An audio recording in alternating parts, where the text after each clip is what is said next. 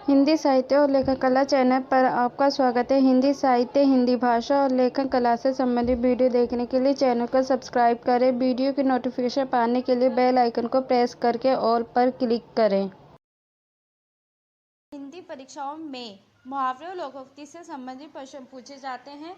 आज हम इसी के बारे में पढ़ेंगे कि मुहावरा किसे कहते हैं, लोकोक्ति किसे कहते हैं तथा मुहावरा और लोकोक्ति में क्या अंतर है।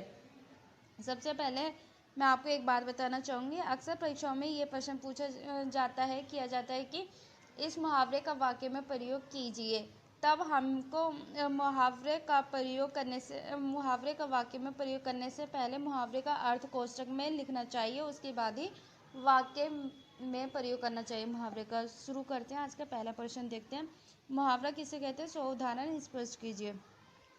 जब कोई वाक्यांश अपने शाब्दिक या सामान्य अर्थ का बोध न कराकर किसी विशेष अर्थ का बोध कराता है तब उसे मुहावरा कहते हैं। इस प्रकार कह सकते हैं कि सामान्य अर्थ मतलब जो अर्थ है वो नहीं, दूसरा अर्थ हमें बताया था। जैसे अगर मैंने किसी से पैसे मांगे और उसने मुझे मना कर दिए, मैं ये भी कह सकती हूँ कि मैंने नेहा से पैसे मांगे और नेहा ने मुझे मना कर दिया।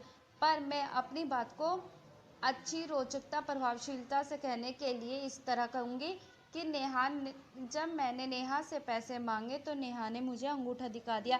इसका मतलब ये नहीं कि उसने मुझे अंगूठा दिखाया है, मैं अपनी बात कहने के लिए मुहावरे का प्रयोग कर रही हूँ जिससे मेरी बात में रोचकता आए। इसके प्रभाव से भाषा में सजीवता, सुंदरता तथा स्पष्टता आ जाती है और भाषा का अर्थ प्रभाव भी बढ़ जाता है। जैसे उदाहरण के तौर पर एक और देखते हैं। पुलिस को आता देख उपद्रवी 9-2-11 हो गए। यहाँ 9-2-11 होना है मुहावरा है। यहाँ 9-2-11 होने का अर्थ भाग जाना, मतलब पुलिस को देखकर उपद्रवी भाग गए। अब हम देखते हैं कि लोकोक्ति किसे कहते हैं। शुरू करते हैं। लोकोक्ति किसे कहते हैं, स्पष्ट कीजिए। सबसे पहले तो लोकोक्ति का अर्थ है लोक जमा उक्ति, तो लोगों की उक्ति। सामाजिक जीवन में अनुभव के आधार पर प्रचलित उक्ति को लोकोक्ति कहा जाता है। लोकोक्तियाँ प्रायः पूर्ण वाक्य में होती हैं, जैसे अकेला चना भाड़ नहीं फोड़ सकता है। यह एक लोकोक्ति है और यह एक पूर्ण अर्थ व्यक्त करता है कि अकेला व्यक्ति कोई बड़ा काम करने में समर्थ नहीं होता है। मुहावरे और लोकोक्ति से हमारी भाषा में रोचकता, प्रभावशीलता, जीवंतता, सजीवता और स्पष्टता आ जाती है।